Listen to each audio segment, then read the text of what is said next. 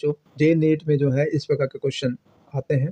तो यहाँ पे जो क्वेश्चन दिया हुआ है कांस्टेंट मोशन का दिया हुआ है, जिसमें कहा गया है find the velocity of block A if the block B move with velocity 25 metre पर सेकेंड।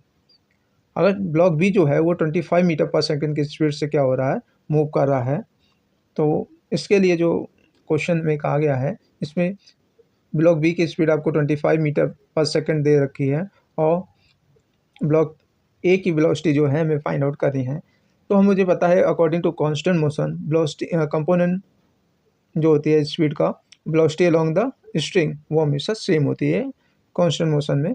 तो इसलिए यहाँ जो देखिए यहाँ क्वेश्चन इस तरीके से दिया हुआ है, तो हम जो है इनके कंपोनेंट निकालेंगे। तो कंपोनेंट में इसके लिए जो दिया गया है उसकी बात कर रहे हैं। तो स्ट्रिंग ये आपका ए है और ये पॉइंट बी है। तो बी में एंगल यहाँ पे कितना दिया हुआ है, 60 दिया हुआ है और यहाँ पे 30 दिया हुआ है।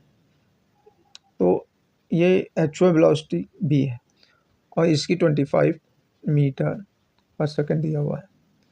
तो जैसा कि हमें पता है ये 60 है तो ये भी 60 होगा। तो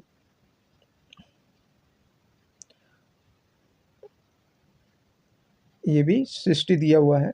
तो वेलोसिटी अलोंग द स्ट्रिंग जो है इसका कंपोनेंट जब मैंने निकाला तो वो कितना निकल के आएगा, 25 कॉस, वो भी कितना 60, 25 कॉस 60 दिया हुआ है।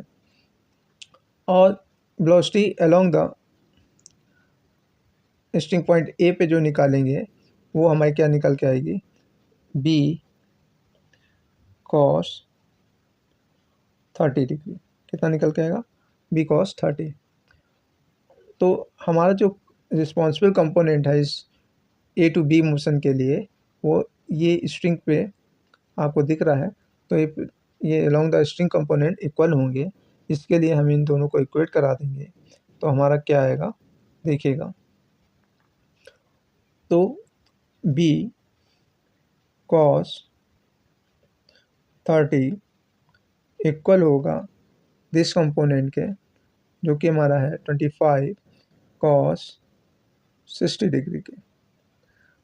अब इनके वैल्यू डाल देंगे तो बी कॉस 30 की वैल्यू जो होती है वो कितना होता है, √3/2 इक्वल टू 25 कॉस 60 की वैल्यू जो होती है वो कितनी होती है, 1/2। तो 1/2 कैंसिल हो जाएगा।